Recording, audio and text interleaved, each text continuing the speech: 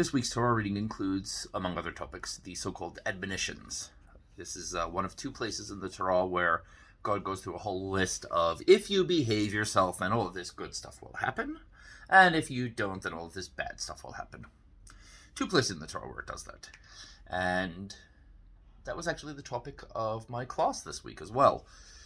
We looked into the admonitions, the blessings and the curses, if you will, and discussed them. And one thing that came to note is that in this week's reading, as well as in the other set of admonitions, the opening part, behave and you get a cookie, is not nearly as long, not even close, as the misbehave and you get a whack part of it. Why is that? Truth is that that's normal. People think that it seems a little skewed, but that's the way life is. Sometimes there are consequences for the way we act. And yeah, if I tell my kids, for example, behave yourself and you get a cookie, I really don't need to tell them more than once, do I? You offer someone a reward, eyes bulge, right? Ears perk up. I'm on board with that.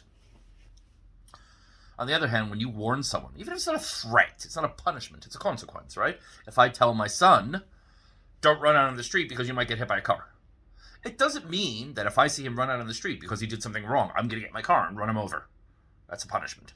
It's a consequence. You did something foolish, you did something wrong, and you're going to get hit. It's a warning because I care about him. But kids don't listen.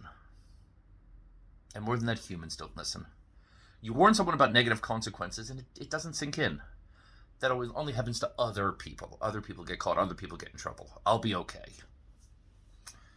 When there's a reward, oh sure, I'm on board, right? But you warn me about something bad? Yeah, I know. It'll be alright. Should be right, mate.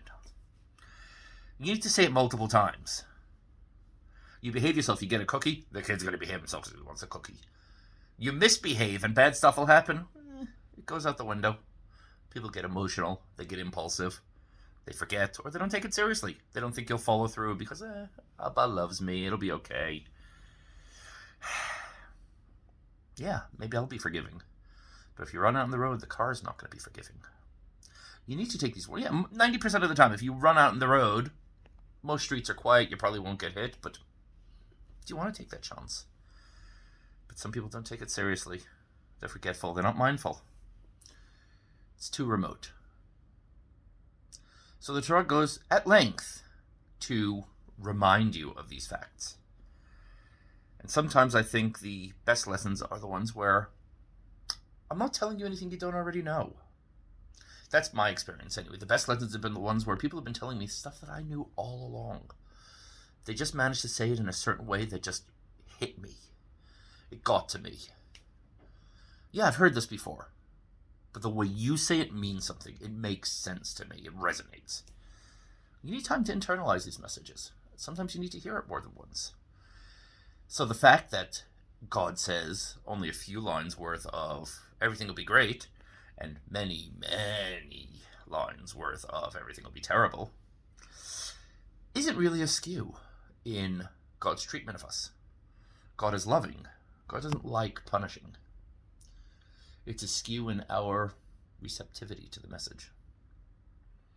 So I would suggest, as best you can, and I know it's not easy for me, open your ears, open your mind, open your heart. Be receptive to the messages that are out there. Let's hope you won't need to be told more than once. Let's hope the messages can sink in before we get ourselves into trouble. Shabbat Shalom.